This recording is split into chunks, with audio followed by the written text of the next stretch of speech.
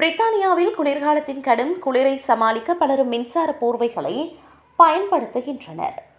ஆனால் இந்த போர்வைகளால் ஏற்படும் தீ விபத்துகள் மற்றும் மின்சார அதிர்ச்சிகள் அதிகரித்து வருவதால் அவற்றை பயன்படுத்துவதற்கு முன்னால் சில முக்கிய பாதுகாப்பு சோதனைகளை மேற்கொள்ள வேண்டும் என்று தீயணைப்புத்துறை மற்றும் பாதுகாப்பு நிபுணர்கள் பொதுமக்களை வலியுறுத்தியுள்ளனர். மின்சார போர்வையை பயன்படுத்துவது முன்பு அதில் ஏதேனும் தேய்மானங்கள் அல்லது கிழிந்த இடங்கள் உள்ளனவா என்பதனை சரிபார்க்க வேண்டும். குறிப்பாக போர்வையினுள் இருக்கும் மின்கம்பிகள் வெளியே தெரிகிறதா அல்லது மடிந்து போயுள்ளதா என்பதனை கவனிக்க வேண்டும். இத்தகைய சேதங்கள் இருந்தால் அந்த போர்வையை பயன்படுத்துவது மிகவும் ஆபத்தானது.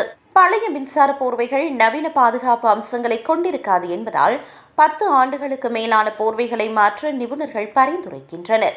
புதிய போர்வைகளை வாங்கும் போது அவை அங்கீகரிக்கப்பட்ட பாதுகாப்பு தரச் சான்றிதழ் அல்லது புதிய போர்வைகளை வாங்கும் போது அவை அங்கீகரிக்கப்பட்ட பாதுகாப்பு தரச் சான்றிதழ் பெற்றுள்ளதா என்பதனை உறுதிப்படுத்துவது அவசியம்.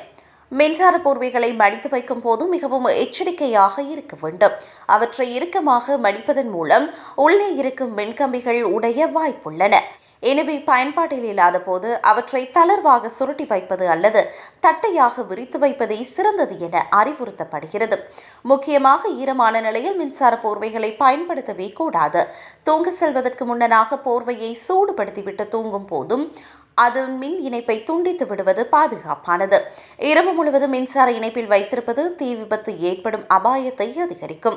மின்சார போர்வையுடன் ஹாட் வாட்டர் பேக் போன்றவற்றை சேர்த்து பயன்படுத்துவதனை தவிர்க்க வேண்டும். ஏனெனில் அவற்றிலிருந்து தண்ணீர் கசிந்தால் மின்சாரம் பாய்ந்து உயிருக்கே ஆபத்தாக முடியலாம்.